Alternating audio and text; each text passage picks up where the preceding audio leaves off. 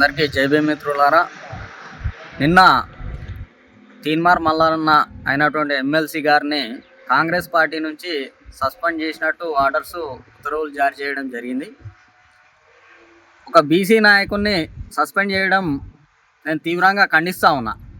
కానీ ఇంకో రకంగా కాంగ్రెస్ పార్టీ నుంచి బయటికి వెళ్ళినందుకు కూడా సంతోషం వ్యక్తం చేస్తూ ఉన్నా.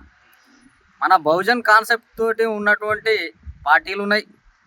తీన్మార్ మల్లన్న గారికి వెల్కమ్ చెప్తూ, నిజంగా ఇవాళ తీన్మార్ మల్లన్న గారిని ఒక వర్గాన్ని తిట్టినందుకే సస్పెండ్ చేస్తురా, లేదా బీసీల కోసం అడుగుతుండు కాబట్టి సస్పెండ్ చేస్తున్నా అంటే ఖచ్చితంగా బీసీల కోసం అడుగుతుండు కాబట్టి సస్పెండ్ చేసిండు అనేది మాకు అర్థమవుతా ఉన్నది. కనుక కాంగ్రెస్ పార్టీ బీసీలను ఎల్లగొట్టినాక ఆ కాంగ్రెస్ పార్టీలో ఉండాల్సిన అవసరం ఏమాత్రం లేదని తెలియజేస్తూ, కాంగ్రెస్ పార్టీలో ఉన్నటువంటి బీసీలు రాజీనామా చేసి వెంటనే బయటికి వెళ్ళాలి.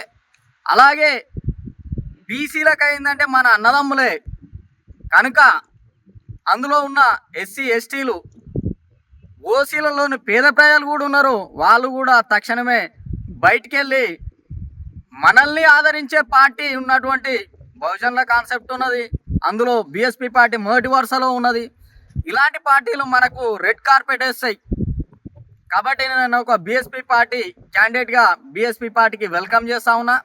నిజంగా రాజగోపాల్ రెడ్డి కానీ వెంకటరెడ్డి కానీ వీళ్ళందరూ అదే పార్టీ నుండి తిడితే వాళ్ళపైన మాత్రం చర్యలు లేవు, కానీ ఎమ్మెల్సీ మల్లన్న గారి పైనే ఉంది అంటే అర్థం చేసుకోండి మిత్రులారా.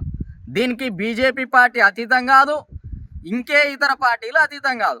కనుక మనం అర్థం చేసుకొని మన రాజ్యాన్ని సాధించే దిశగా ఇదొక శుభ పరిణామంగా తెలియజేసుకుంటూ మన కాళ్ళపైన మనం పార్లమెంటుకు అసెంబ్లీకి వెళ్దాం.